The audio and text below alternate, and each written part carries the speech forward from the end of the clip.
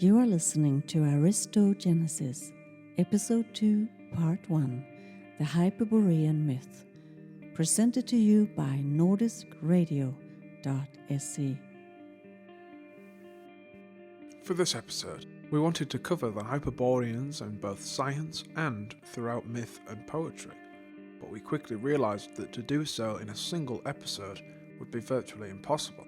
The abundance of evidence and beautiful prose surrounding these enigmatic people would have resulted in hours upon hours of talking about the Hyperboreans. And so, instead, we decided to split the episode into two parts. This first part is helmed by Nestor, delving into the scientific evidence of our Hyperborean origins and looking into how an Indian scholar predicted the finds of modern science 100 years ago, just by reading the Vedas.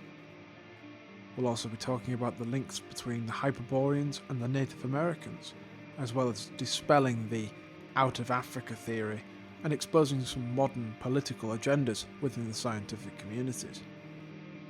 We also have an account of the Nordic Creation Myth from Freja to finish off with, as we don't want the episode to get too bogged down in scientific data and the discussion thereof. Next episode, led by myself, will be looking into the prevalence of the Hyperboreans throughout poetry and myth, as well as looking into the significance of the winter solstice as a festival throughout Indo-European cultures, and how all that correlates with Hyperborea. So stay tuned for that. We're also going to be publishing the script and further reading for this episode shortly, for those who want to read at their own pace and learn more.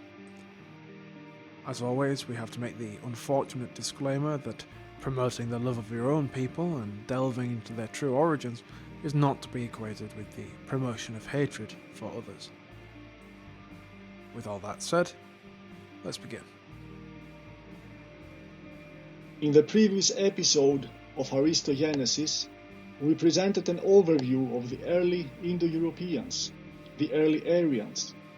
We followed their migrations from their first well-documented areas of appearance at the steppes north of the Black and the Caspian Sea, about 4000 BC, into the whole of the European continent and to southwestern Asia.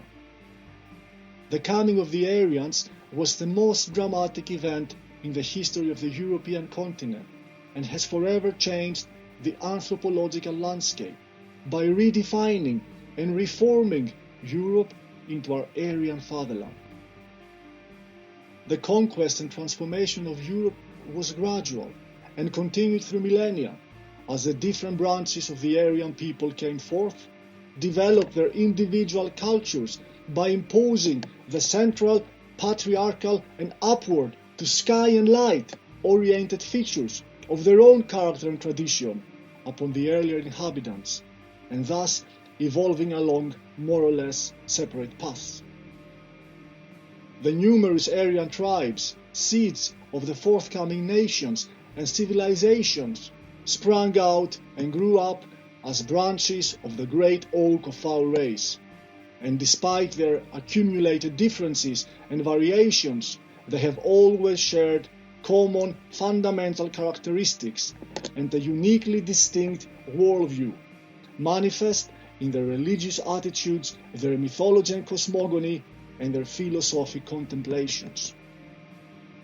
This remains only true as long as, and at the extent that our peoples retain their basic racial purity and also remain true to themselves, as dictated as a central imperative by the tradition and the greatest Aryan sheikhs, from Heraclit, Pindar, and Apollo's central directive in Delphi, "Know thyself," where he slain the subterrestrial snake monster of the pre-Aryan chthonic cult, and from the eugenic laws of Manu in ancient India, down to the Neoplatonic esoteric teachings of Meister Eckhart or Scotus Erigena, and down to Goethe and Schiller.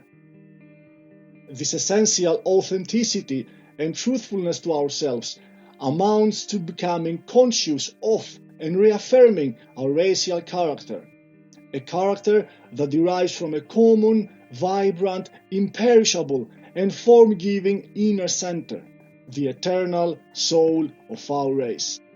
The awakening to that racial self-consciousness has been described as the second birth of an Aryan in the ancient tradition, and that was a prerequisite for somebody to be actually considered as an Aryan. One may be an Aryan by birth, but that is only a potential, which is only activated through an awakening to a higher, racially determined consciousness, so that one may be entitled to be an Aryan indeed, an active and conscious member of the race of the solar light, the Olympian race. During our podcast, we will look closer at the period between the early establishments and migrations of our ancestors, down to the emerging of the first Aryan civilizations at the dawn of history. Today, however, we wish to look further back in time and attempt to trace our ancestors before the archaeological spade undoubtedly detects them at the Pontic-Caspian steppes more than 6,000 years ago.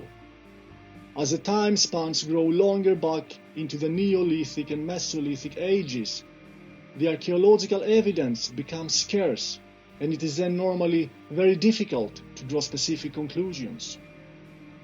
The available scientific evidence indicates, however, that the Pontic-Caspian steppes were not the original homeland where our ancestors developed into a distinguished race, but a prolonged stopover, a base and a bridgehead that was established in the wake of a prior, ongoing migration further back in time, with their first origin at another and very distant centrum.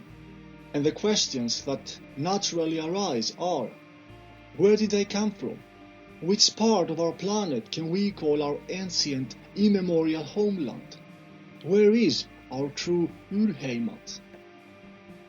Our introductory hypothesis is that our ancestors' primordial home has been in the Arctic North, in a region situated high up in Arctic Siberia. We believe that our ancestors lived there for a long period prior to 10,000 BC, and most probably under more moderate climate conditions than the ones dominating over these areas nowadays. Evidence through very different sources suggests that it was major geophysical events that rendered the primordial fatherland uninhabitable, leading to the beginning of a migration southwards. Our Hyperborean conjecture has hitherto mainly been an intuition, well underpinned by and echoing ancient scriptures, traditions and myths of our early ancestors, but in many cases even shining under locally and geographically unexplainable folkish survivals among Aryans living too far from the north. However, that inner certainty and reasonable hypothesis does now tend to be magnificently confirmed by firm scientific evidence and research of recent years. So, although we may by an accumulated speed keep talking about a hypothesis, it is only the more specific details and instances on which this term is justified, while there is no reasonable doubt anymore as to the existence of that remote Urheimat and the region where it was located. We will attempt today to summarize some of that evidence and to get a glimpse into the primeval Aryan literature, mythology and traditions where the memory of an ancient Arctic fatherland is vivid and recurring. We shall also try to realize what kind of inner catalyst our primordial homeland must have been for shaping our ancestor psyche, albeit the physical and biological sides of that conditioning. We wish to explore how their most authentic existential contemplations and enduring traditions are firmly attuned to and reminiscent of the physical environment of that long forgotten and mythical place, even many thousands of years after it was abandoned. Let us briefly summarize the main points of that mentioned recent scientific evidence. In 2001, the archaeological spade unearthed some magnificent artifacts and tools in one of the northernmost regions of eastern Siberia and around Yana River, which have been dated to at least 30,000 years ago, and which bear unequivocal evidence of the oldest high culture we have signs of.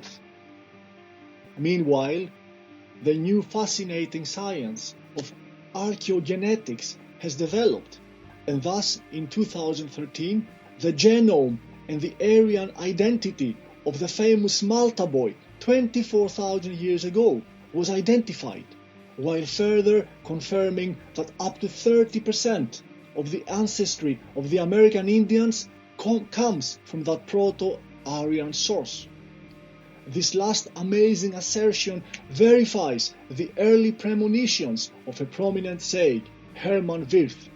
In his monumental work, The Dawn of Humanity, she could trace some solar, eagle-like features on the culture, and even physically so, in particular on several leaders of the Indian.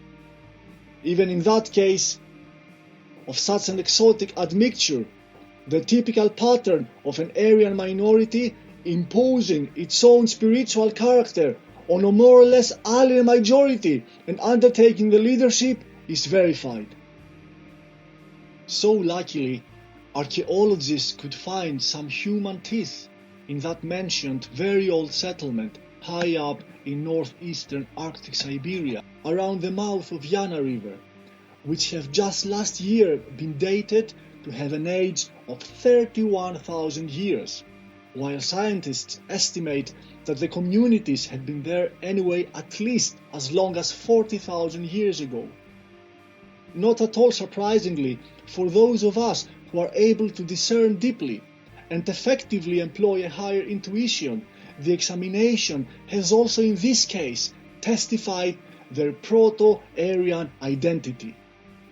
That is very crucial indeed, and a turning point as to what can be scientifically documented in our subject. Furthermore, it has through that analyzing of ancient DNA been possible to see that there were no signs of inbreeding, which suggests the presence of a considerable population divided into several related tribes. Pollen analysis has showed the presence of fauna associated with milder climate zones near the Arctic coast of Siberia, dating from late glacial times, 15 to 10,000 years BC, before these areas were claimed once more by tundra and permafrost due to the fluctuation of the ice sheets and major geophysical events. It is evident that the recurrence of the ice ages with dramatic changes in climate are important parameters in our hypothesis, and that is why we wish to make some clarifications. The ice ages are a quite recent phenomenon in the vast geological history of our planet, while many different theories have been presented by climatologists and geologists as to what triggered the onset of the great glaciations and which factors regulate their recurrence. The most predominant theories assign the onset of the ice ages to the Milankovitch cycles, which include periodic variations of the Earth's orbit around the Sun, the axial precession of the equinoxes, the inclination of the Earth's axis and the wobble of its spin, all together causing a severe fluctuation of the amount of heat the Earth receives from the Sun. Another theory suggests that the primary starting cause for the ice ages was the shifting of the poles from the open ocean of the North Atlantic and the South Pacific to their present locations in Arctic and Antarctica through the drifting of the Earth's crust upon the molten layers below, millions of years ago. Such major geophysical and astronomical processes, as well as some more indirect factors, such as the ocean currents, seem to have caused great fluctuations in temperature and climatic conditions, thereby also triggering ice ages. The size of the glaciers and the amount of water trapped in them do then dramatically affect the seawater level. As the glaciers grow or retreat, vast amounts of water are trapped or released, causing the seawater level to rise or sink, and subsequently great areas of land to go underwater or emerge. Geological surveys of the circumpolar regions have showed that the bed of the Arctic Ocean near the Eurasian shores is relatively shallow, and that during the last ice age vast areas of land, from the shores of West Siberia all the way to the Bering Straits, were exposed and ice-free for thousands of years, before they were flooded again during the last retreat of the northern glaciers. The rise of the water levels in the oceans, which in some cases was dramatic and rapid enough to be remembered by the primordial man, may have given rise to the legend of the Great Flood that is encountered in the mythology of many peoples. The chronological and geographical fluctuation of patterns of the northern ice sheets over Europe and Siberia have been irregular, and accordingly the climate has ranged from moderate to Arctic during the glacial and interglacial ages. A moderate climate could have tempted early humans to venture in the far northern regions, and later, as the geography, size and location of the glaciers shifted, they may have found themselves trapped for thousands of years, surrounded by impermeable glacier masses and protected by mountain ridges and coastal dry belts. Such an isolated remote scenery must have established some very special but quite stable conditions, fermenting the development of a very distinctly and sharply oriented culture and spirituality, along with an accordingly subtle and highly flexible language. The flatlands around the mouth of Yama River and Verkhoyansk mountain range of Siberia, where evidence of Aryan genome has been discovered, must have been that mythical landscape, the Aryan Urheimat. Comparative linguistics of the Indo-European languages is another major tool for the investigation of related matters.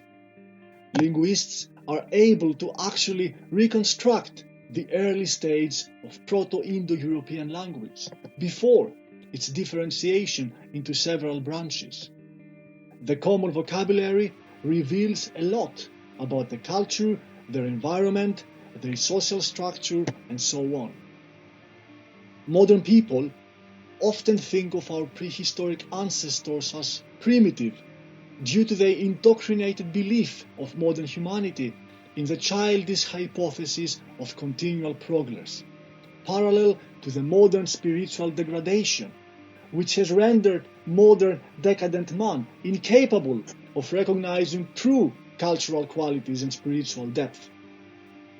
Instead of that, he has created an illusionary and blindly materialistic equation between what he perceives as civilization and technical advancement, that is, the perfections of the tools, regardless the level and mode of existence and the qualities of the people themselves. This is really an inversion of values and essences, totally Marxist and Judaic in nature, which is only characteristic of the lowest stages of human development, during the darkest ages, and very typical of its essential imbecility. On the other hand, it is obvious that the available building materials in the Pontic Caspian steppes 6 millennia or more ago, and especially in the circumpolar regions much earlier, cannot withstand time, as did the great marble and stone monuments the Aryans built in the south.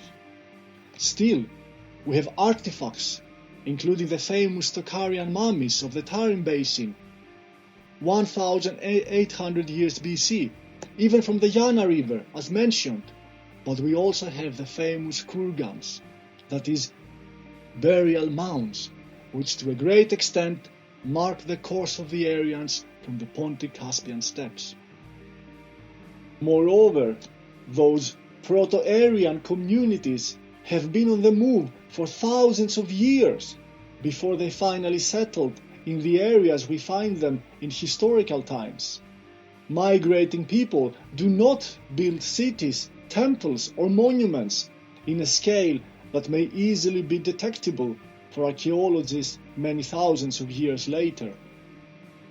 Our ancestors' language, however, tells another story. The elaborate structure of the ancient Indo-European languages, with their immense complexity and richness in grammatical and syntactical forms, capable of expressing the highest ideas, with an abstraction endowed with the subtlest discernment and variation, accuracy and beauty. They bear an unequivocal evidence of the fact that our ancestors had reached a level of spiritual achievement which is not only unsurpassed ever since, but which is more or less unfathomable to the essentially dull and mediocre modern intellectuals. These phenomenally elaborate linguist faculties were analogous to the subtleness and complexity of their contemplations on all fields of thought of the highest quality, as well as to the ever unsurpassable poetic creations, of which we have an echoing in the earliest masterpieces in Sanskrit and in Greek, such as the Vedic hymns and the unparalleled Homeric poetry. The development of the Indo-European language indicates that some other specific preconditions must have been in place.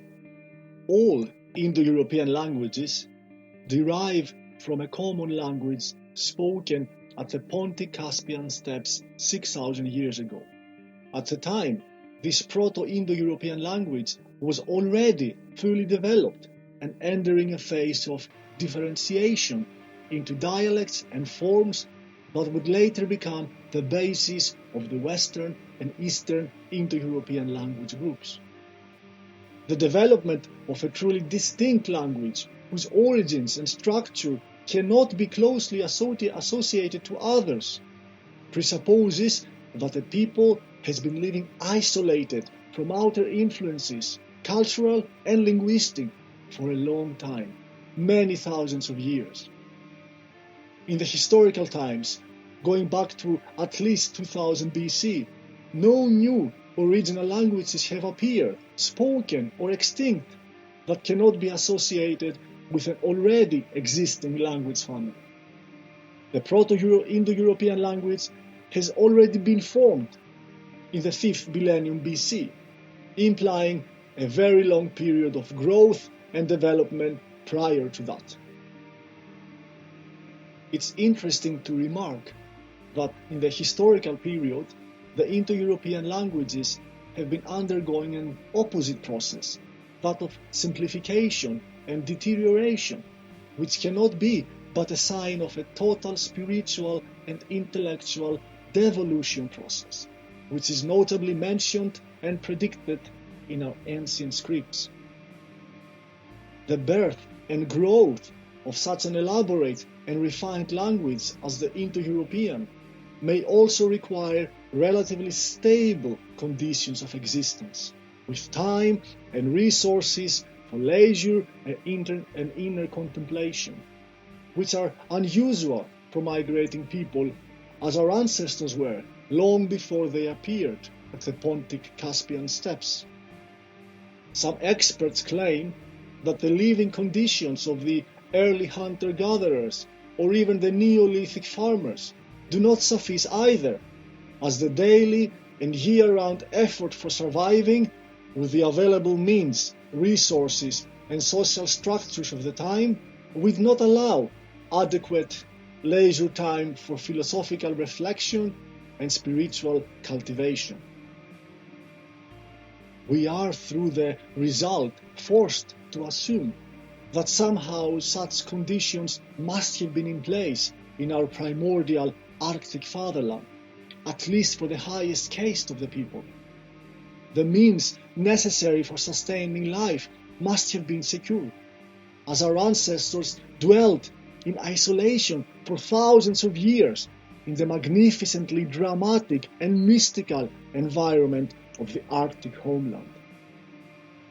As the archetypical structure of the Aryan societies was taking form, a caste of priests and scholars dedicated themselves to a spiritual and philosophical quest, developing rituals inspired by and centered around the most essential and dramatic event of the polar regions, the perennial disappearance and returning of life-giving sun. The solar and celestial character of the culture and inner experience of our ancestors has been their central distinctive feature. Their central deity was the Sky Father, incorporating their strictly patriarchal and combative spiritual and social constitution. This distinctive character and spirituality has then been carried by them from their ancient homeland to virtually every corner of the earth, and distinguished them sharply from the matriarchal and earthbound chthonic and telluric people and cultures they encountered as they spread out. Themes such as the arrival of the invigorating sun and the related principle of fire, the adoration of the sacred dawn, and so on, only understandable in the context of the remote homeland of their ancestors, is central in the most ancient Aryan literature, the hymns of Rig Veda from the Indo-Aryan Vedic tradition. In our endeavor to cast more light on the subject, we will look now for evidence about our primordial Arctic fatherland in ancient traditions, sacred scripts, Aryan mythology, and legends. As told in our first episode, we will not approach our myths as mere fairy tales, nor of course shall we grant them a naive scientific credit. Our myths are condensed ancient wisdom, appealing directly to and evoking a direct perception, which is usually completely unfathomable to the purely intellectual analysis. They consist of symbols, images, and allegories that can become shortcuts to inner inherent memory, induce rather than deduce recognition of basic or even of higher truths and eternal principles, as lively expressions of our racially determined archetypes and motives rooted in the depth of our soul, by a mystical synthesis through our reawakened cognitive faculties. Myths may then directly support and sustain our will, a will which is in a deep spiritual but also in a natural historic consideration recognizable as pertaining to blood, heritage and race, and which has to be clarified and recognized as such and reunited in a harmonious collective racial expression if we are to survive and blossom once again, by reversing the overhanging menace of our total racial degradation and extinction. We shall begin with the Indo-Aryan Vedas, a large collection of religious and philosophical texts, accurately preserved as oral traditions through times immemorial, until they were put to script in later historical times. The Vedas are an invaluable spiritual treasure and authentic and magnificent heritage from India's Aryan origins and the best preserved primordial heritage of the Aryans. The oldest part of the Vedas, the Rig Veda, was composed before the Aryan invasion of India 3,500 years ago, and it is a collection of splendid hymns and invocations that reflect a deep and rather direct perception of the cosmos, expressed in vivid poetic sensibility, genuine jewels of Aryan wisdom. In the dawn hymns of Rig Veda, addressed to Ushas, the goddess of the dawn, we find descriptions of natural phenomena and astrological observations only visible in the polar regions. The hymns describe a dawn continuously lasting for many days, uninterrupted by sunlight, until it gave way to the rising sun. This magnificent phenomenon is exclusive for the circumpolar regions, where it can take many days, up to 2 months, between the first appearance of daylight after the long polar night and the rise of the sun. The Rig Vedic dawn was addressed in plural, not honorifically, but because it was made by many parts. The hymns speak of many dawns that appear one after another before the actual sunrise. Dawns that lived in the same place, acted harmoniously, and never quarreled with each other. The dawns were continuous and inseparable, forming a closely gathered band, or a group of dawns revolving round and round like a wheel, reaching the same goal, each dawn following its own destined course. The Rig Veda speaks also of 2 different couples of days and nights.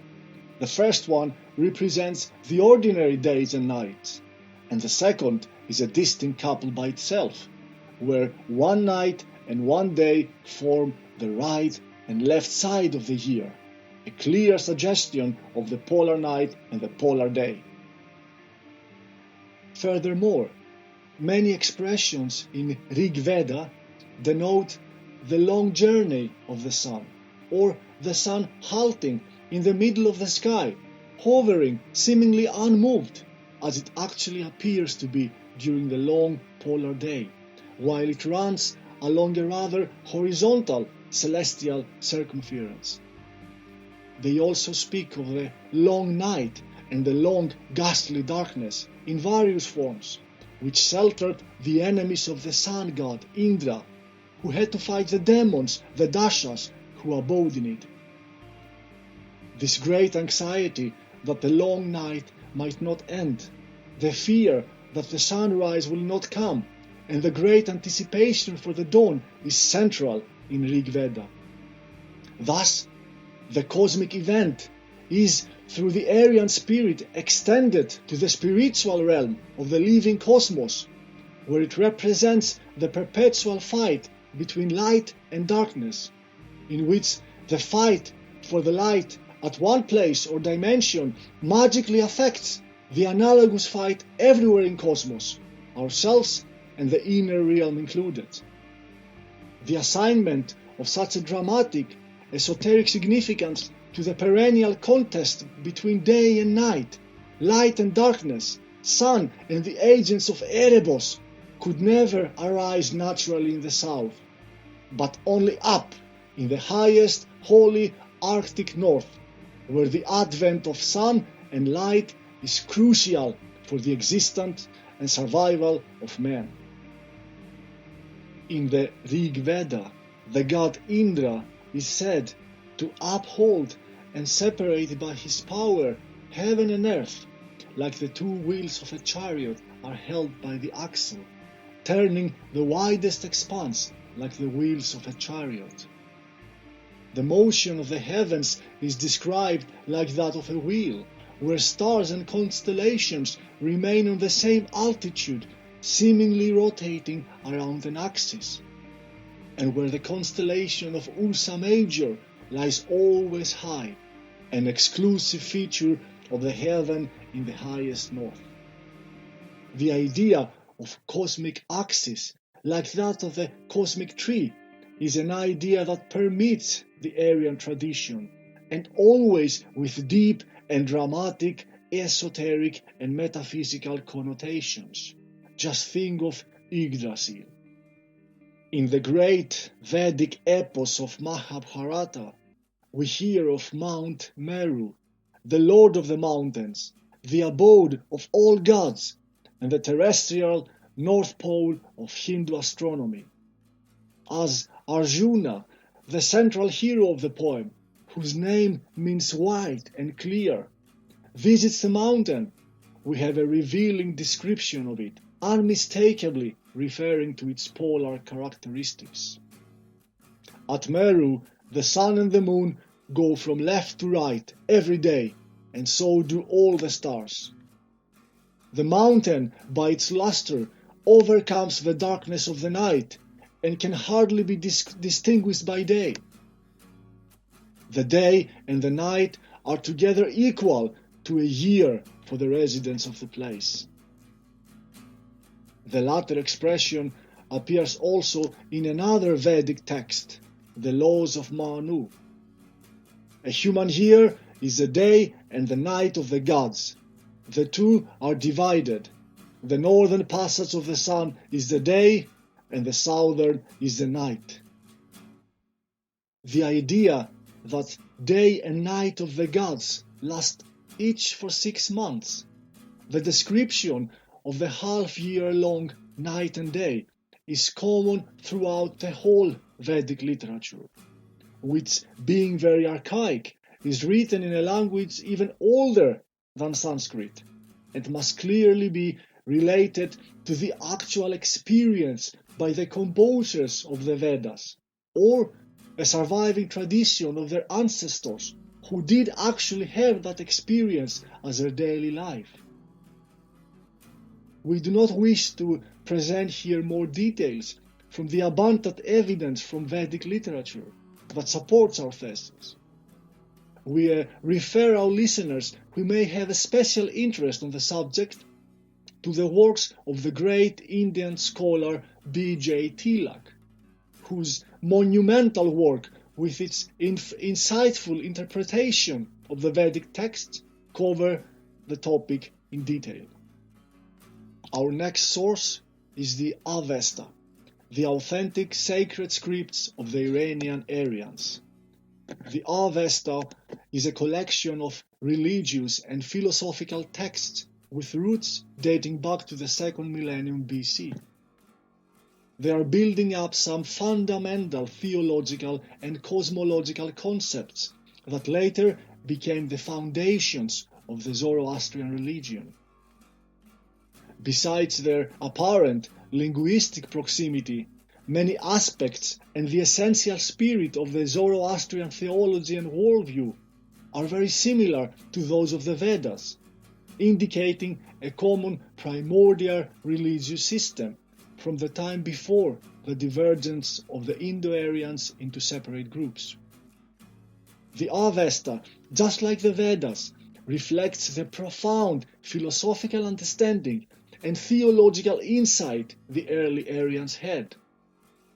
Despite the occasional foreign influences, compromises, and corruptions that occurred during thousands of years of religious practice and contact with Oriental peoples and cultures, they are still a great and authentic source of information regarding our ancestors' perception of the cosmos. Quite like the Vedas, the Avestan books contain many passages indicated that the Iranian Aryans were well aware of the polar day and night lasting 6 months each. There is a passage, however, in the first 2 chapters of the Avestan book of Vendidad, which directly refers to the ancient home far to the north and to the causes that forced the Aryans to abandon it and migrate southwards. In this chapter, Ahura Mazda, the wise Lord, the supreme creator and sustainer of cosmos, explains to Zarathustra how he created the original 16 lands of the Aryans, and how all of them were subsequently undermined and destroyed by Angra Mainyu, also known as Ahriman, the destructive and disorderly spirit incorporating what Savitri Devi describes as the powers of active death, the chaotic opponent to the forces of cosmic order in this beautiful Zoroastrian conception. He explains how Arianaveyu, the cradle and birthplace of the Aryans, as the name signifies, the first and most blissful creation of Ahura Mazda, was invaded by severe winter and snow and converted into an icebound land where harsh winter dominated for 10 months and the summer only lasted for 2. In the same chapter, Ahura Mazda warns Yima, the great mythological progenitor of the Iranian people, of the fatal winters that are about to fall upon his lands, and how he should prepare for them in order to survive. The verses are capturing. And Ahura Mazda spoke unto Yima, saying, O fair Yima, son of Vinganath, upon the material world the fatal winters are going to fall, that shall bring the fierce foul frost. Upon the material world the fatal winters are going to fall, that shall make snowflakes fall thick, deep on the highest tops of mountains. And all the 3 sorts of beasts shall perish, those that live in the wilderness, and those that live on the tops of the mountains, and those that live in the bosom of the dale, under the shelter of stables. Yima is advised to build a vara, an enclosure, and place animals and seeds to escape the harsh winter. The shelter is prepared, and Yima asks Ahura Mazda, O maker of the material world, thou Holy One, what lights are there to give light in the vara which Yima made? Ahura Mazda answered, There are uncreated lights and created lights. There the stars, the moon, and the sun are only once a year seen to rise and set, and a year seems only as a day.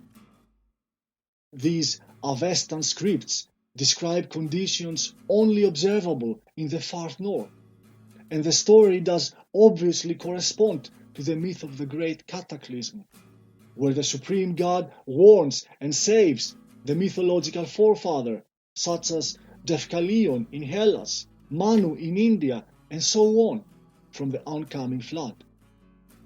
The myth is Aryan in origin, and the Avestan legends speak of a deluge made not of water and rain, but of snow and ice, providing thus a different perspective as to the scenery of the deluge and the origin of our people.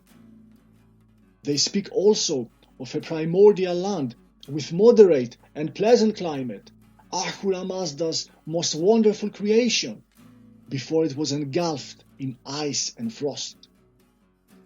The memory of this land survived, often romanticized, in the historical times, and the Aryan descendants of the Hellenic and Roman antiquity called it Hyperborea, the land beyond the northern wind.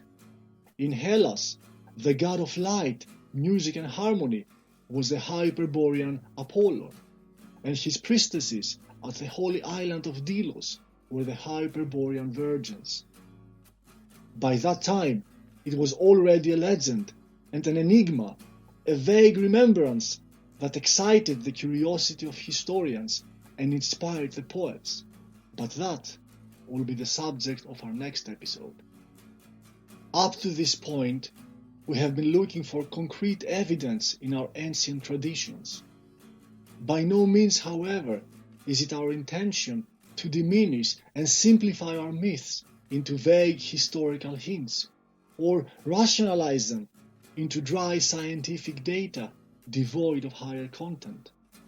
Our myths are a legacy inseparably integrated with our traditions, and our traditions become folklore and customs that put us in touch as we practice them with that same mythical, timeless source of genuine essence and life that gave birth to our myths.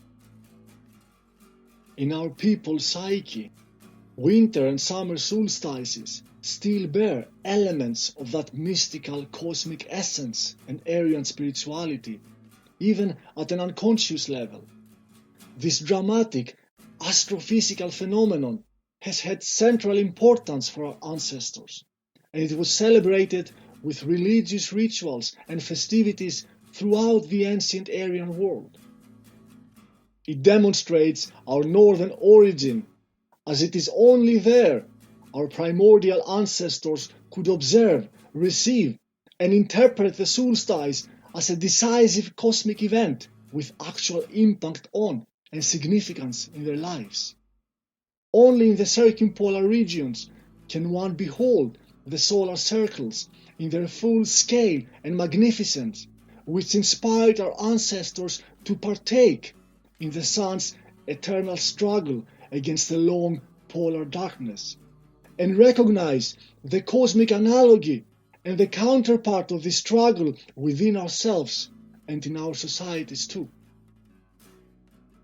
The tradition of the solstice has been so strong that it never was broken or lost, not even as new foreign religions replaced the old tradition. The winter solstice was replaced by Christmas, and the summer solstice by the day of St. John the Baptist. These superficial disguises fail, however, to conceal the genuine cosmical meaning and the profound metaphysical depth of the solstices. As our people today light bonfires and celebrate the rebirth of the invincible sun, they do unconsciously participate in the primordial Hyperborean tradition and vigilantly preserve its ancient memory, as they subconsciously join the perennial struggle of the solar forces to reclaim the world from disorder, confusion, and decay.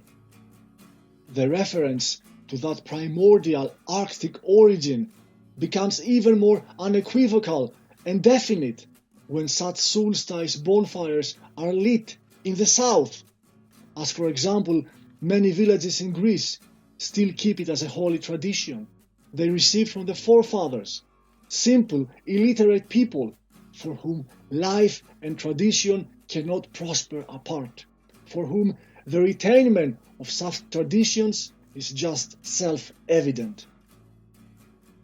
We shall have succeeded to our target with these podcasts if we contribute to raise such an unconscious up to the light of a new vigilant Aryan consciousness and will.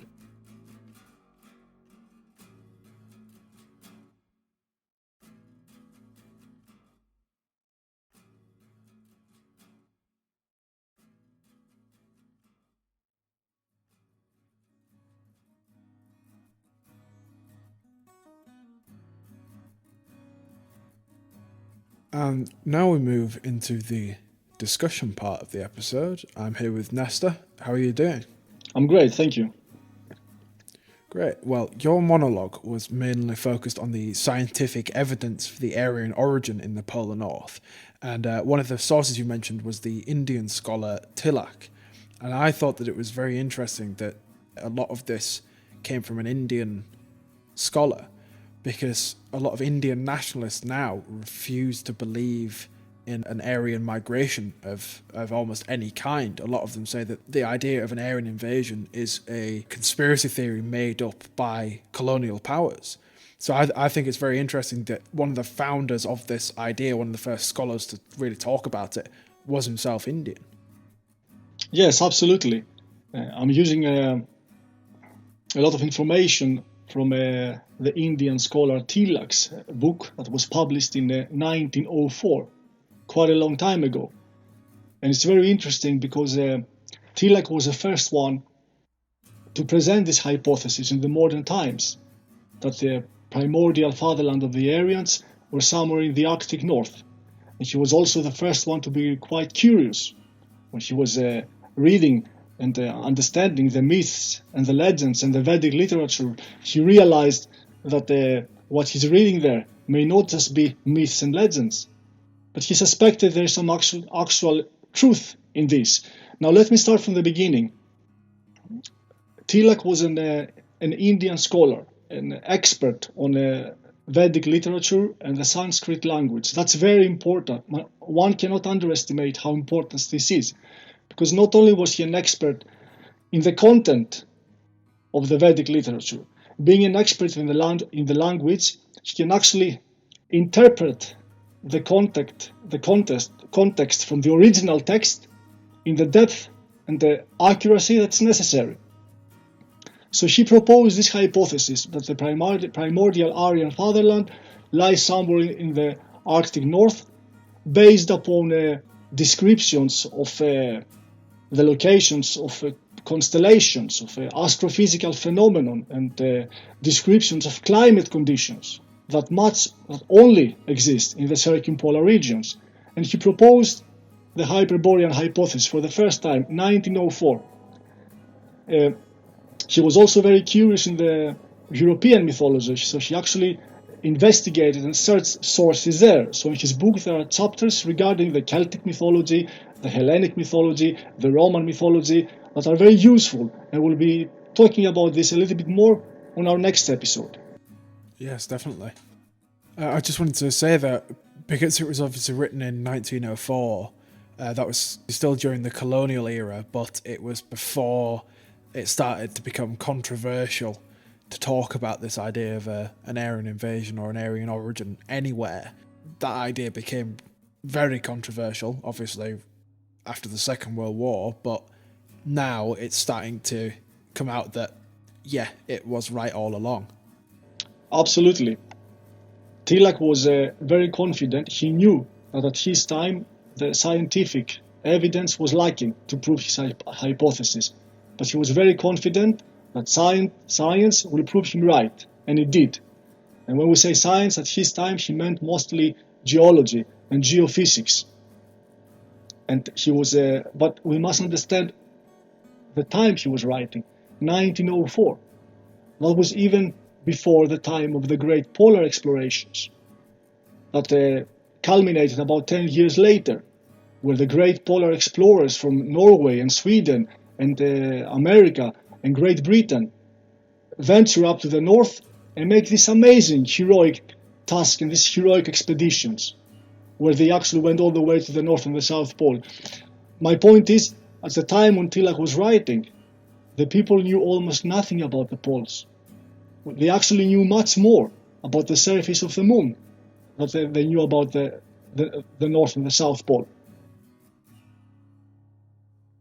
Tilak was confident that his hypothesis that the primordial fatherland of the Aryans were somewhere in the Arctic North will be proven right by science, as it did in the 20th century. And what he meant was that those areas, the circumpolar areas, were a long time ago ice-free and habitable, and with a much more moderate climate. And as I said, modern science has proved him right in the 20th century all the way through. Now we know for sure that during the last ice age, vast amounts of lands in northeast Siberia were not covered with ice. They were ice-free. That's a fact. Pollen analysis has also showed that in those areas there was fauna and vegetation associated to moderate climates. We also know from archaeological research that there were people living there. We have found remnants and artifacts. And of course we also know that the shores of the northeast Siberia were much wider, and vast amounts of lands actually were over the waterline as the water retreated and as the ice sheets expanded. And actually these land masses from the northeast Siberia all the way to the Bering Straits that were not covered with water, that were elevated over the water as the waterline receded. They even have their own name. It's called the Beringian continent. So you spoke about Tilak and his look into mythology and his look into the Vedas and his belief that science would validate his hypothesis. I understand that there's quite a lot of DNA evidence that you're wanting to talk about as well. Absolutely. This is actually the most interesting information we have to present to our listeners in this episode. And I explained a little bit more in the text. But as we say, the whole idea of the Aryan primordial fatherland up in the north has been a hypothesis, an enigma since the times of antiquity. And now for the first time, we have DNA evidence that showed that the Proto-Aryans were actually there. I mentioned the Malta boy. Now we're talking about the remnants of a boy that were discovered north of Lake Baikal in south-central Siberia. And they date from 24,000 years ago. And the genetical code was only read in 2013. So this is new evidence. Now this boy DNA matches that of Western Europeans, living Western Europeans, and shows that during the last ice age, people from Europe had reached further east across Eurasia. Now for the first time, we actually find them there. And even more interesting is actually the findings discovered in Yana River, in the delta of Yana River, up in the Arctic northeastern Siberian coast, that also date from 31,000 years ago. Now up there's an excavation site. And you must understand, what does it mean to have an excavation site up there? Siberia is enormous. I mean, parts of Siberia have the size of continental Europe. The climate is harsh. The place is unhospitable and very difficult to approach. And regardless, there are archaeologists searching, and not only they found in the delta of the Yana River up in Siberia artifacts and tools and remnants indicating, first of all, that people have ventured and survived up there, but they also find, luckily enough, two baby teeth, two milk teeth, that have enough and solid DNA evidence to give us a whole different perspective. Now that DNA that was of good quality and was decoded was related to the Western Eurasian hunter-gatherers. And for the first time, we have solid evidence of the Aryan presence in those areas.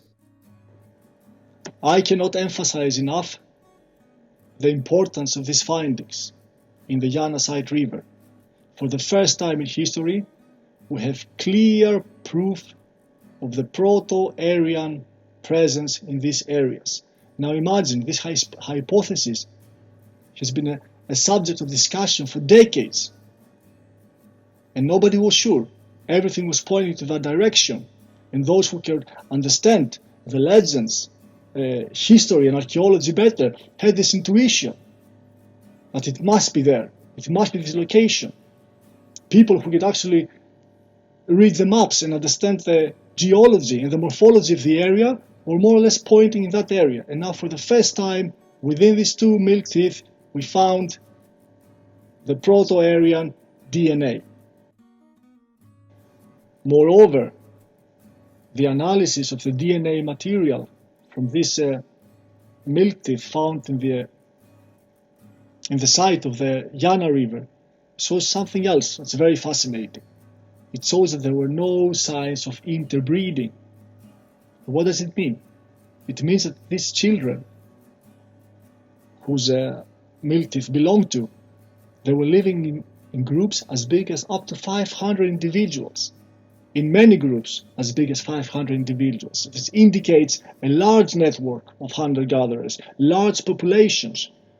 So they were not individuals, solitary individuals, that found themselves there by mere chance. There was an established large population.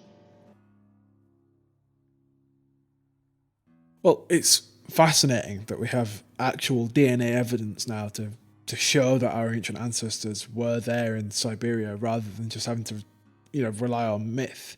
But I think as well it's equally fascinating that just from looking into these myths, someone like Tilak could accurately guess the conclusion of science over 100 years later. So maybe there's a lot more truth to some of these myths than we might think. But I believe you're wanting to talk about the link this has, especially with Siberia, to the Native American populations, especially in North America. Yes, absolutely. The analysis of the DNA extracted from the Malta boy and from the milk teeth in the Yana River offered one more fascinating surprise and shed light to the matter of the ancestry of the Native American Indians. and confirmed what many scholars and many of us have suspected all along. Up to 30% of the American Indians' genetical origin comes from these ancient North Eurasians. About a third of Native American ancestry came from these Proto-Aryans, the rest being, of course, Asiatic and Mongolic, which obviously dominate their phenotypes as well. What happened? About 20,000 years ago, these Proto-Aryans intermingled with, in Siberia with Asiatic, racially Asiatic, not only geographically Asiatic groups, and the groups that came forth were the ancestors of the Native Americans who reached the Americas via the Bering Straits, the Beringian continent. To begin with, this conclusively confirms the theory that the American Indians came to North America via the Bering Straits, as we find now their genetical trace on either side of the straits. But now think, how many suspicions we have and how many hypotheses are circulating about the, until now, unexplainable relation between ancient civilizations in North and Mesoamerica and the Aryans. All these symbols, the architecture, the religiosity we find in the Americas that seem to be so similar to the Aryan. Now we know why. I mentioned in my reading earlier the great scholar Hermann Wirth, who already for 100 years ago in his book Der Aufgang der Menschheit, The Dawn of Humanity, he wrote that the Indian American traditions have an Aryan, solar-like essence. And that's true, they do. He even wrote that many leaders of Indian American tribes even had physical Aryan characteristics. He saw in these American Indian tribe leaders something regal, warlike and noble that was familiar to him and characteristic of the Aryans, but only in the leaders. The old repeating history of the Aryan race becoming the highest and leading caste of the people they encountered when they were outnumbered. Well, regarding the Native American people and culture, now, for the first time, we have scientific evidence of their suspected and now proven relationship to the Aryans. See, that's interesting that you've brought up the Mesoamerican cultures, because a lot of people associate, especially the Aztecs, with South America, but if you read the Aztecs' history of themselves, they say that they started very far up north and they migrated down south at the order of the gods. And it's very interesting because the god that they said ordered them to migrate southwards was Huitzilopochtli, the Aztec god of war. And when Cortez arrived by boat, they believed that he was the return of Huitzilopochtli. They believed that he and the Spanish sailors with them, because their skin was like lime, and it was this idea of these men with pale skin had come by boat, and this was the return of the gods that had originally told them to migrate in the first place.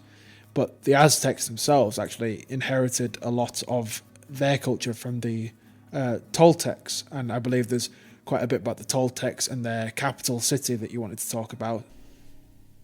Yes, absolutely. To begin with, the Toltec capital was called Tula, and their culture Tolan.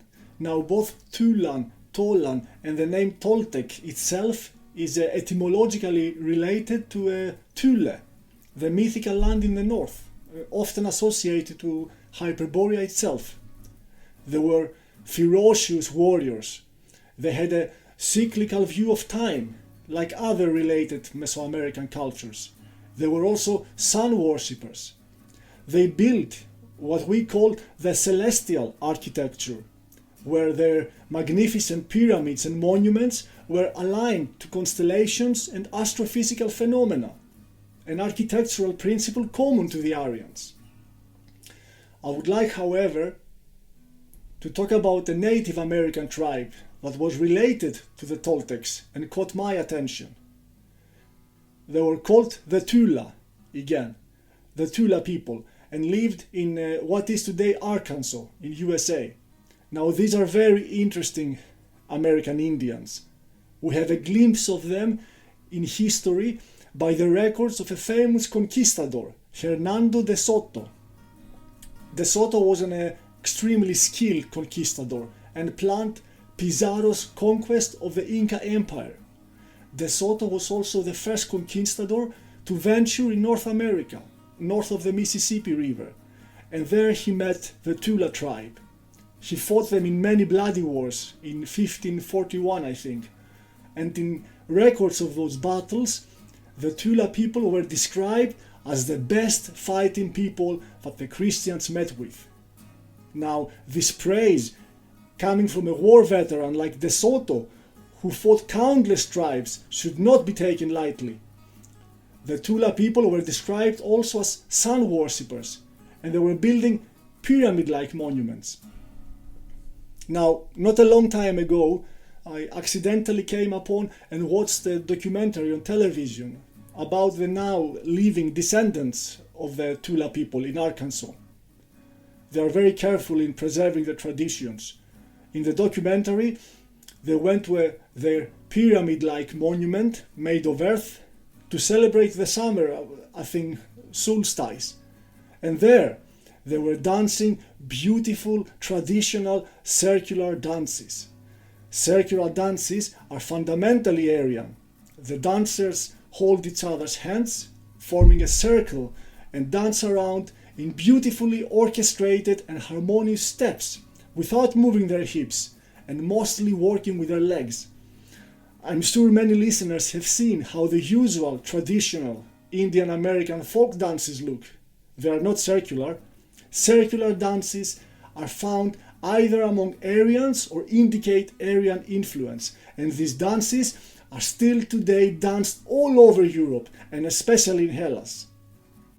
Yeah, there's a lot of mystery and intrigue surrounding the Native Americans and the cultures there, because there's a big, I feel like it's obviously got to be an American media push to focus on these people as like they've had no outside influence whatsoever, and everything they did was fantastic, and it was purely off their own back, whereas their own legends, they don't say that at all. They say that the gods gave them a lot of knowledge, and there's a lot of interesting things that are just not being looked into at all. Like take the burial site in Canada, or a dig site, sorry, and they found a Roman gladius in that site, and there were Roman coins, and some of the natives have specifically maritime words, so like to do with sailing, even though they didn't have any kind of boats, they weren't a waterborne culture, but their words were Latin. So they had Latin vocabulary for sailing in this place where there was a gladius found and Roman coins. And the Canadian government refuses to authorise any kind of investigation into what happened there. And I just think that's interesting that there's this kind of safeguard of that culture, as if they can't possibly be revealed to have had any kind of influence from us. Yes, exactly. The American continent, especially North America, hide yet many mysteries, and it's a key element for the origin of our ancestors and their early migrations. But still, a lot of exploration must be done and research, and many things have to be discovered. There are more interesting things. For example, the famous skeleton of the Kennewick man, that's dated about 9,000 years ago. And it was found, of course, in the United States. I don't remember exactly where. It was found accidentally, and it was the oldest skeleton found in North America. And the analysis of the genome, the DNA analysis, showed that it has no relation to the modern Native Americans. On the contrary, it showed that it's more related to the ancient North Eurasians. There we have them. Now exactly his identity we cannot know. But there are other theories also regarding the Americas and the Aryan origins. For example, Julius Evola, the famous mystic and philosopher, was also very interested in the Hyperborean myth and wrote a lot in his works about the Arctic origin of the Proto-Aryans, mostly using evidence from comparative mythology. And we shall put his books and articles that are relevant to the subject and our episode in our further reading section. Now, Evola believed that besides the southwards migration of the early Aryans from the Arctic to Europe and Asia, there was another one, much older migration that he associated to the sudden appearance of the megalithic civilization in Europe. This Paleolithic culture that is called megalithic has left behind impressive stone monuments all over, from the Scandinavian peninsula to the north all the way to the Mediterranean Sea. Now these monuments are stones aligned in rows or spirals, as we see in the north, huge menhirs or dolmens, stone circles, or gigantic stone walls in South Europe, called the Cyclopean walls. This earlier migration to Europe is known as the Atlantean one, because the monuments we recognize it from appeared first at the Atlantic coast of Europe, in the Iberian Peninsula, in north and west France, and in the British Islands, and there, from West Europe, spread through the whole continent. Evola claims that the creators of this megalithic civilization were an early form of Europeans, an early form of European Homo sapiens, the famous Cro-Magnon people, who were also the creators of the earliest prehistoric cave paintings in Europe, as for example in France, paintings whose artistic quality is unique. And by the way, the Cro-Magnon people had a slightly larger brain capacity from modern Europeans. So the megalithic civilization suddenly appears in the Atlantic coast of Western Europe and then spreads in the continent, suddenly of course in archaeological time frames. One must always be curious when civilizations suddenly appear, because it is unusual. Civilizations grow and develop, and signs of this growth are usually also found. Evola's theory is that the creators of the civilization came across the sea.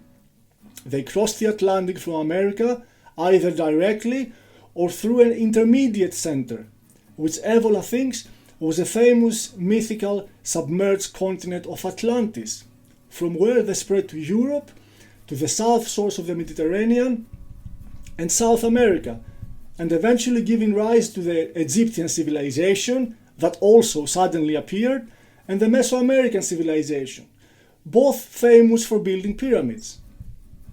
Now the theory of the submerged continent of the Atlantis is not yet, at least, scientifically proven, but we should not take it lightly. As we know now, land masses have risen from the oceans or submerged under them countless times in our planet's geological history. And furthermore, the famous Greek philosopher Plato describes in his works and in details the Atlantis, using information and traditions that came to him by Egyptian priests. And when a man with the status of Plato speaks about it, we should at least give it some consideration. This western migration to Europe took place much earlier than the southward migration of the Proto-Aryans from the north, and possibly again from the Arctic to the Americas and then to Europe, with or without the Atlantis, and much earlier than the crossing of the Bering Straits from the ancestors of the Native Americans. These ancestors of the Native Americans who very possibly found descendants of those Aryans of the first migration in the Americans, as the Kennewick men I mentioned earlier seems to be. This theory awaits its scientific proof, but all evidence points to that direction, and the Siberian DNA I talked about earlier grants this western migration hypothesis even more credibility. Well, we've spoken quite a lot about this idea of a northern origin point and the north being the sort of birthplace of our people, but that must be ringing a few alarm bells in a few people's heads, a few people listening, because they're going to be thinking, well, don't we all come from Africa? And the answer to that is no. The out of Africa theory is complete nonsense. And I'd just like to talk about that for a minute, because it was debunked almost 13 years ago. And that's at the very latest. There's an article published on the 8th of August 2007 in the Scientific American, and it speaks about a selection of over 5,000 teeth. And that's interesting because it was also milk teeth that identified these ancient North Eurasians in Siberia. But again, it's teeth. They were examined and found to cast real serious doubt on the out of Africa theory. The teeth were from what we would call in layman's terms the Ice Age. The study says they're from the Pleistocene period, but that's extremely broad. The Pleistocene is anywhere between 11,700 and 2,500,000 years ago. So it's a huge range. The study was conducted by the National Research Centre on Human Evolution in Spain, and without wanting to read the whole article verbatim, we'll put the article in the further reading. The article, it says, the continuity of the Eurasian dental pattern from the early Pleistocene period, early Pleistocene meaning 2,500,000 years ago, until the appearance of Upper Pleistocene Neanderthals, suggests that the evolutionary courses of the Eurasian and African continents were relatively independent for a long period.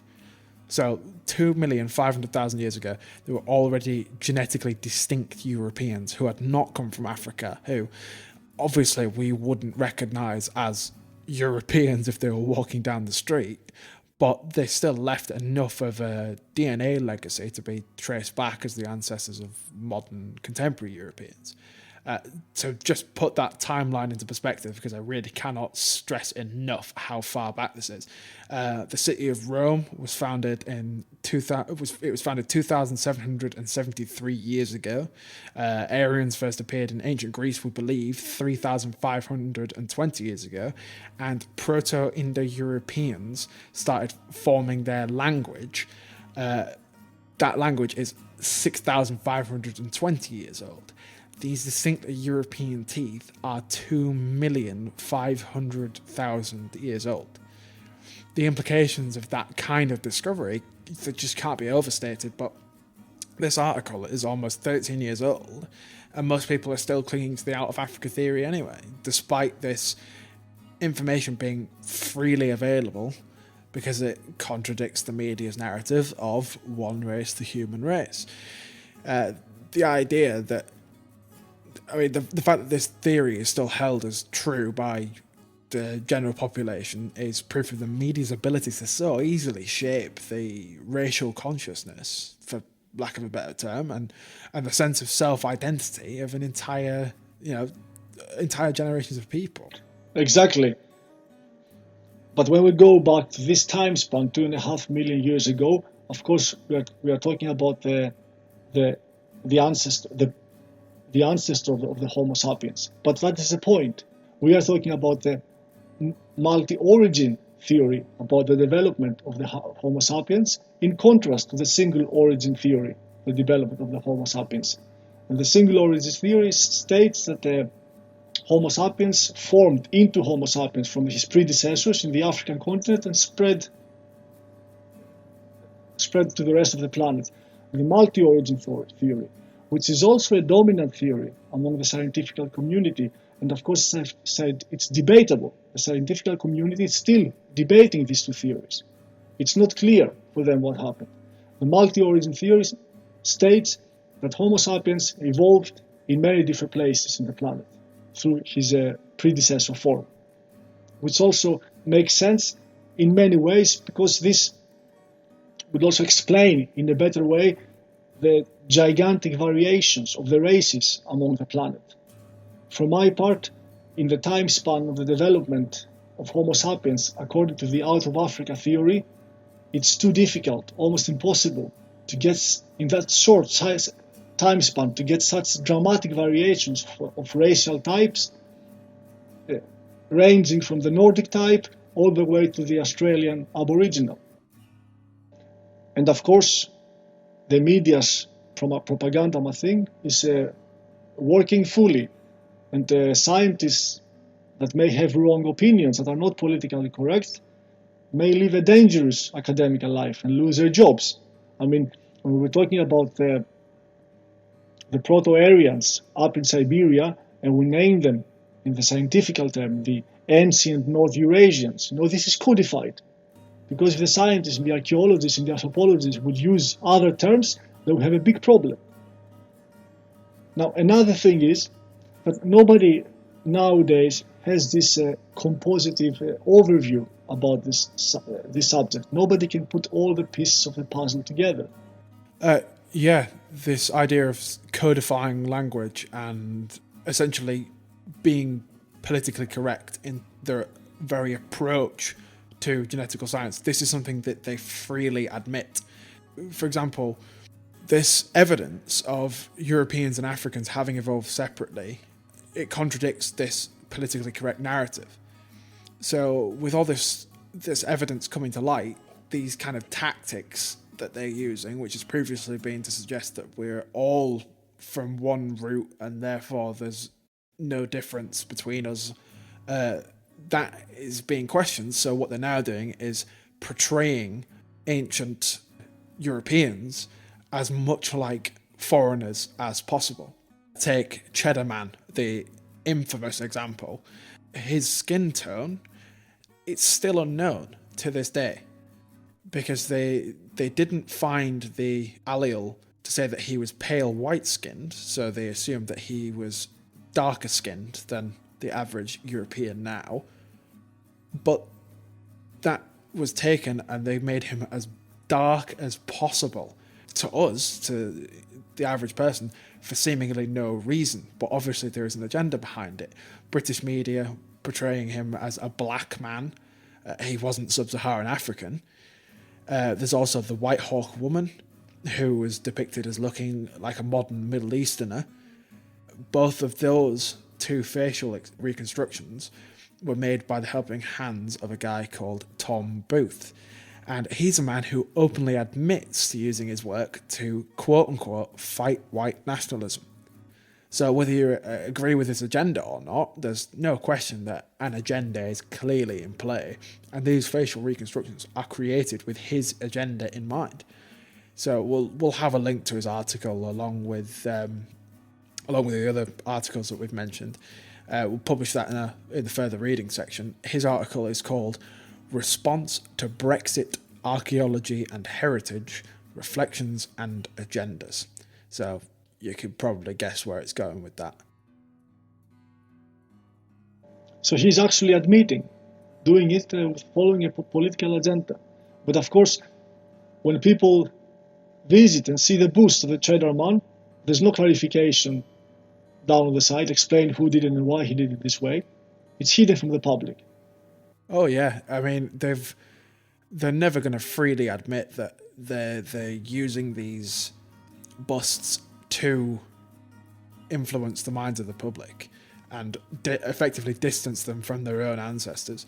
They're never going to freely admit that to us, but this is something that they're freely talking about within their own circles. This was I believe it was a university paper that he wrote.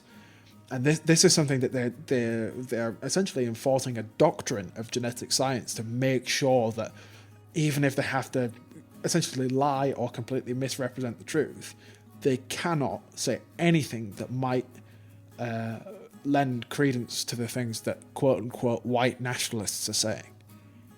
And I think the fact that they've already got this political mindset before they even look at any of the evidence, I think it's really a fantastic example of how corrupt science has become at this point. Yes, we discussed also a little bit in the previous episode how biased and corrupt modern science is. But modern science has another character, which is very unfortunate, that nobody's actually tried to get an overview of the things discovered, having a compositive view to try to make sense. it's not easy to put all the pieces of the puzzle together. It demands a little bit of enlightened minds that can discern and put all the pieces together. Now, for example, when it has to do with the origin of our ancestors, you cannot only count upon archaeology or archaeogenetics and DNA analysis or population dynamics or linguistics. You must also see other evidence, as we do, study the myths, the legends, the traditions, the customs, and then, as an intuition, you come to the right conclusion. And now many of the scholars we mentioned, like Tilak, had this intuition, and he was proven right. And for my part, I'm confident that in the future, scientific research will prove Evola right as well. So, that marks the end of this episode, and as promised, we have Freja reading into the Nordic Creation Myth, a topic I'm sure we will give a broader overview of in the future. In our next episode, we're going to be sticking with the Hyperboreans and seeing how they appear in mythology, as well as the traditions with which they were credited as being the founders. In the meantime, you can subscribe to our YouTube channel, though we're not sure how long that's going to stay up. It's also called Aristogenesis, and we upload these podcasts a little bit later with some fancy graphics and the like. You can also follow us on Instagram if you're on there at aristogenesis.ig. But for now, you've been listening to Aristogenesis on nordiskradio.se. We hope you enjoy Freja's account of the Nordic Creation Myth. Until next time.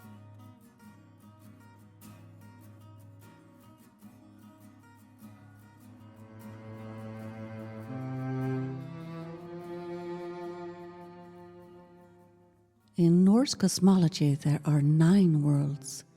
The Vala, also called the Vulva, she spoke and she remembered.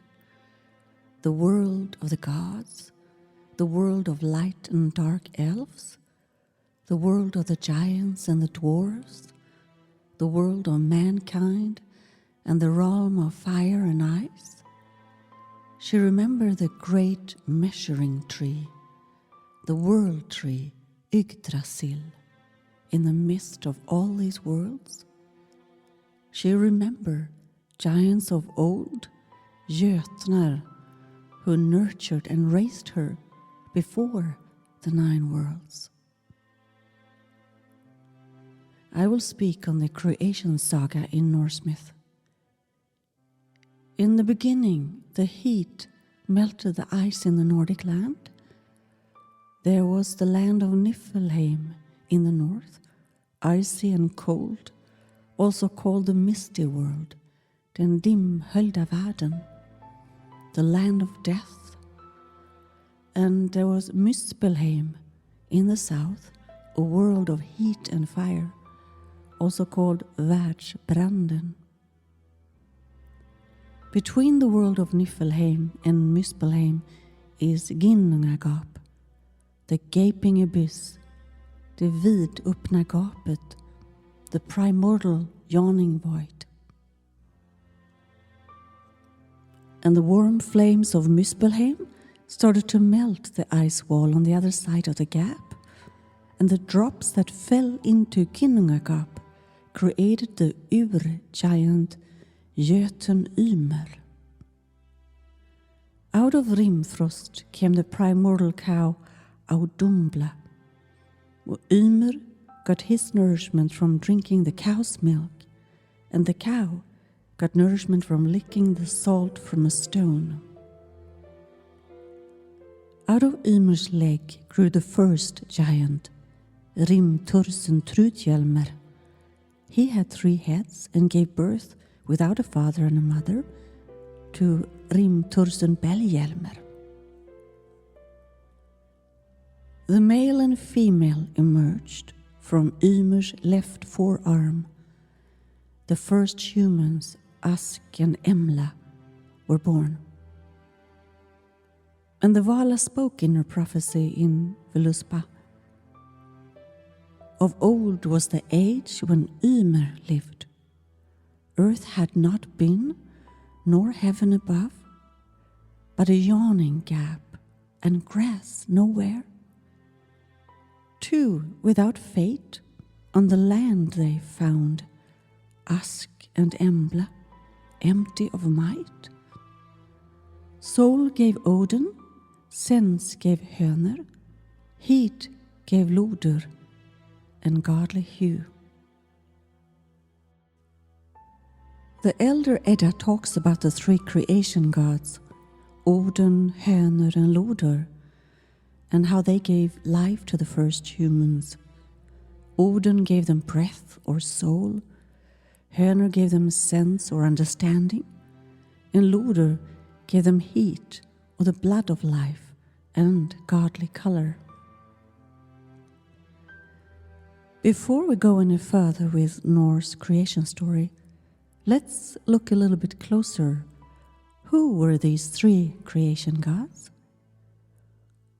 Odin we already know a lot about, but who was Hönor and Loder? Hönor, he's the only god of the three that will survive Ragnarök. There were two groups of gods, the Asir and the Vanir, and at one point they were at war with each other. And at the peace treaty, the Vanirs were given a ransom by the Asir, and that was Hönor. And the Vanir made him their new leader. They called him the fast Asir, den snabbe asen. And according to old Germanic folklore, Hönor is the god behind the stork, who delivers the newborn child. And etymologically, Hönor is Old Germanic for hehunjas, meaning stork. Another etymological connection is the Greek word hohinjas, meaning swan. So Hönor is considered to be the swan-like god. There are other Indo-European similar stories about swans. Who is Loder? Loder had sworn brotherhood with Odin. It's called fostbrödralag. Let me just quickly explain what that is. It's foster brotherhood. It's a long life friendship that unites two warriors. This is stronger than even being blood brothers.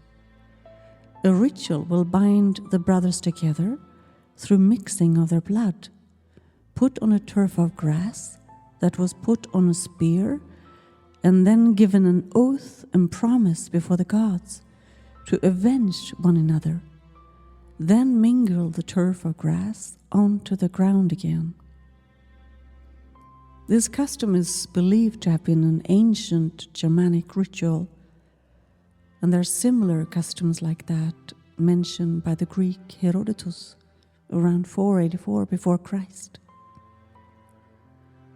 So Loder and Odin were very close, and they mixed their blood.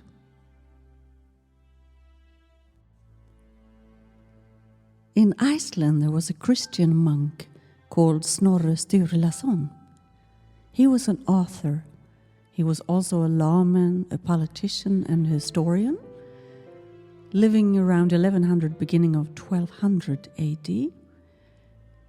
Before Snorri, there was very little documentation of the Norse sagas. The sagas and the lores were traditionally passed from generation to generation orally. But for some reason, Snorri Sturlason removed both Loder and Hönor from the creation saga and exchanged them with Vile and Ve. But since Snorri removed the gods from its rightful place in the creation myth, it's time to put them back.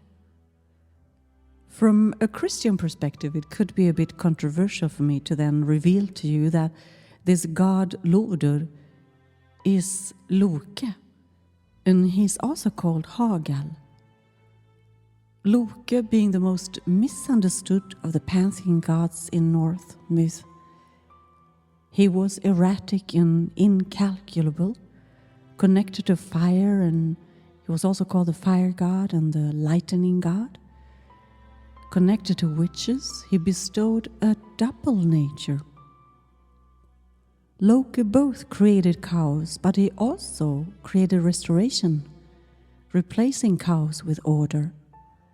He brought calamity on the gods, but he also brought them prosperity and happiness, equipping them with power tools to fight and conquer. For example, Thor was given Mjölnir by Loki, and the 8-legged horse Sleipnir is birthed and given to Odin by Loki. And the sword of Tyr was also given by Loki. And there are many more examples of how Loki sustained the gods with solutions. So one could say that both Odin and Lodur, which is Loki, could be considered to be universal gods, creators, sustainers, and destroyers.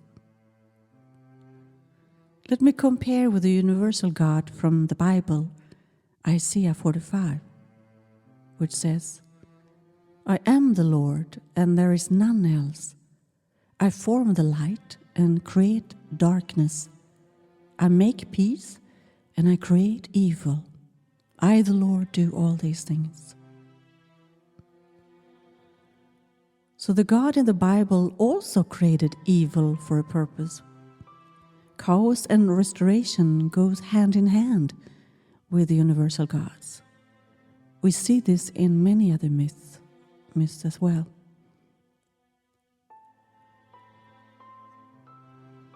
The gods that were important to the people in Scandinavia, they formed cults around these gods. We know that there have been a Frey and a Freja cult, as well as an Odin cult. But never have there been a Loki cult, at least not that we know of. But we do know that there have been a Hagal cult, especially in southern Sweden, in Skåne, and in the west coast of Sweden. They gave offerings to their god Hagal in the hawthorn groves. And remember, Hagal is Loki. The hawthorn tree, by the way, grows very old and have branches with sharp thorns. And the flower is quite interesting as well. I will talk about this and other cults in Sweden or Scandinavia during the Vendel and Viking era time in another episode. So now let's go back to the Norse creation story. The brothers Odin, Hönor, and Lodur grew up and became big and strong, and together they decided to kill the giant Ymer. They succeeded, and the blood from the giant poured forth and drowned all the other giants in the land, except for Bergelmer and his family. The brothers then carried Ymer's body to the center of Ginnungagap and created the world out of him. From his flesh the earth was built. The mountains were made out of his bones, and the blood of the giant was turned into oceans and rivers.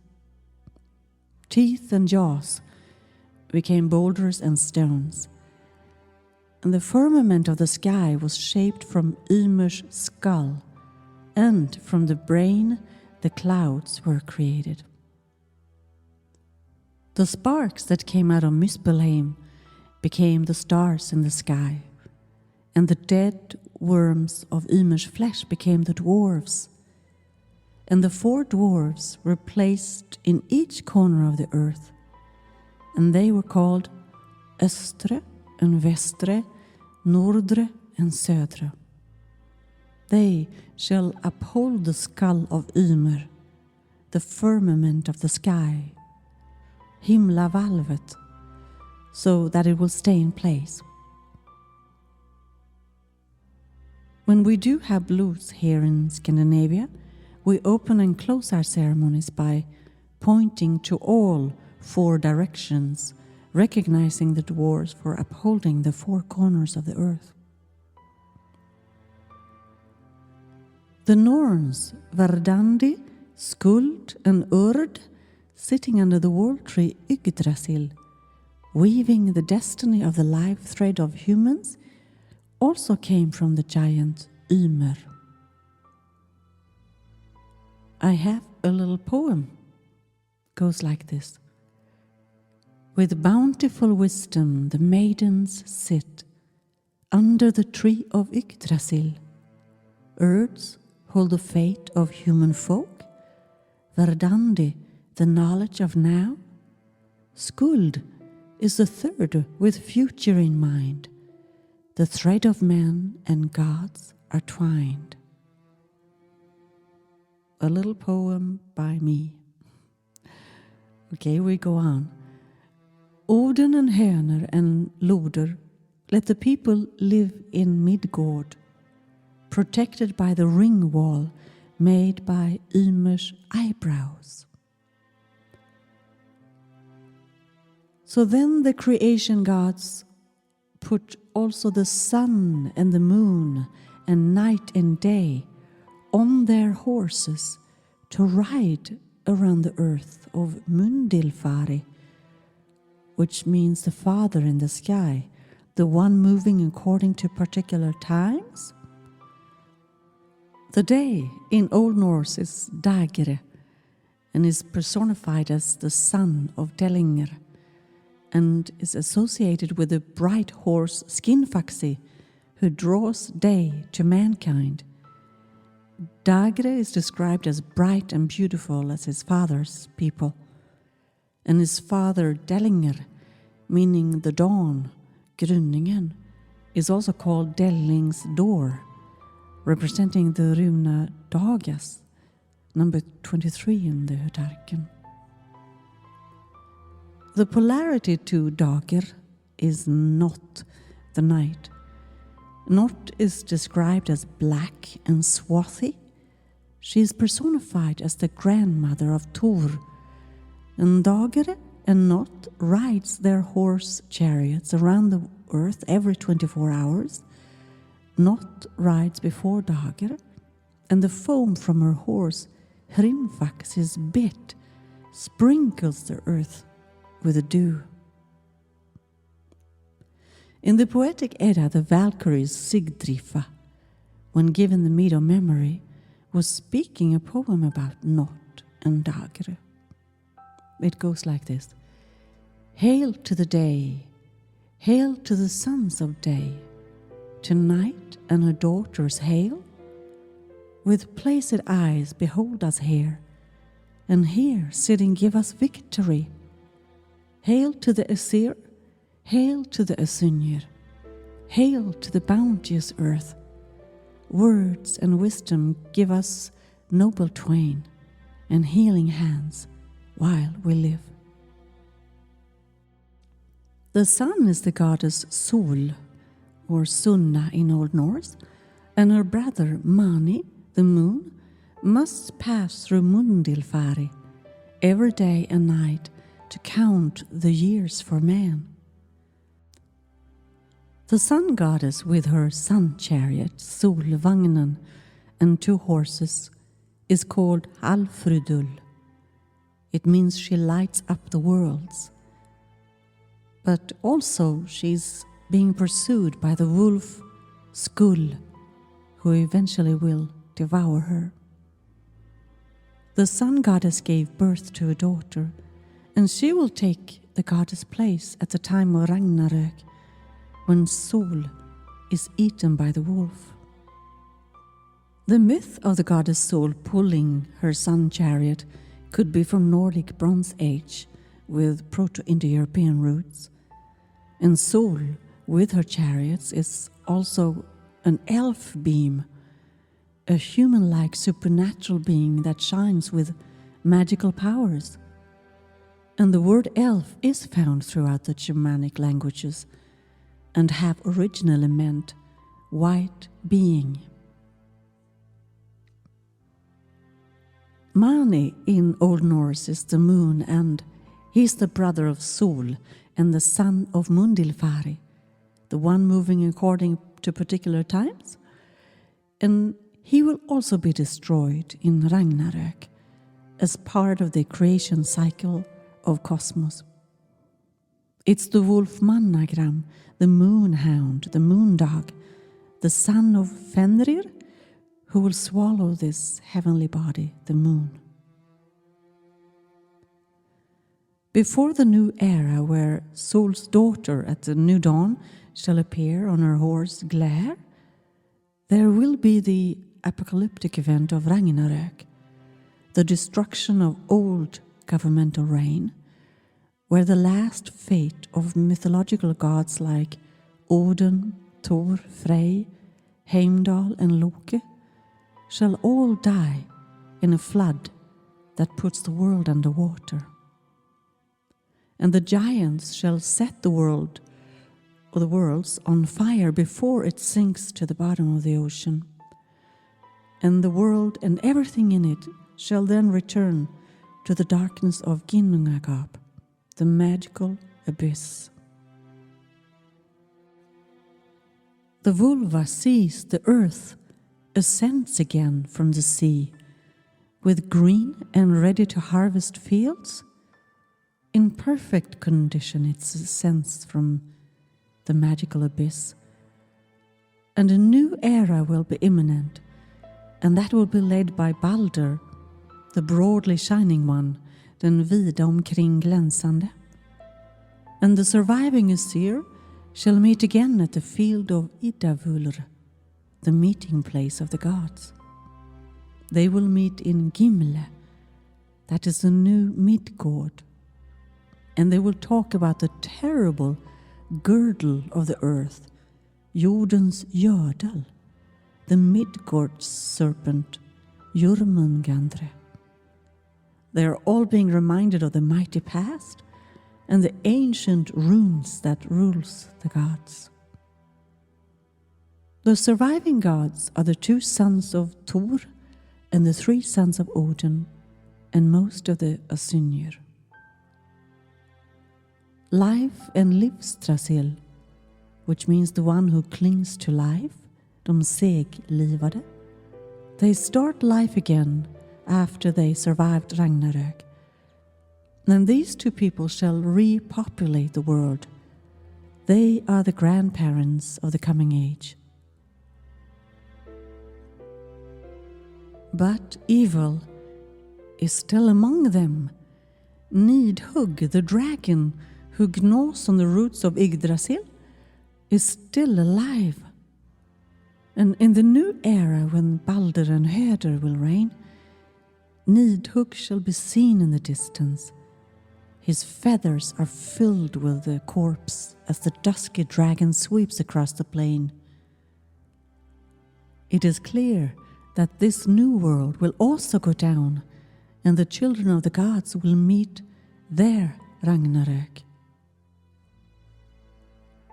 But just like the wheel of the year, julåret, around December 22nd, when we celebrate Jule, starts all over again, so the cosmic wheel shall start again for the gods and folks to grow into deeper understanding.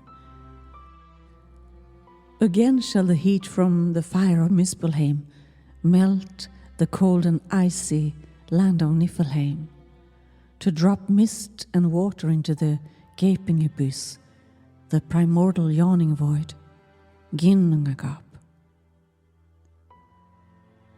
The Vala was there at the beginning of times, and she spoke.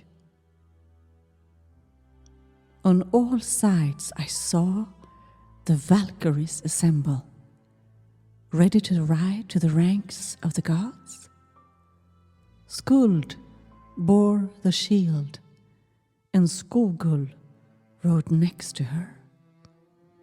Guth, Hild, and Gondul, the Valkyries are ready to ride over the earth. I saw Balder, the bleeding god, the son of Odin. His destiny was set, famous and fair in the lofty fields, full grown in strength, with a mistletoe.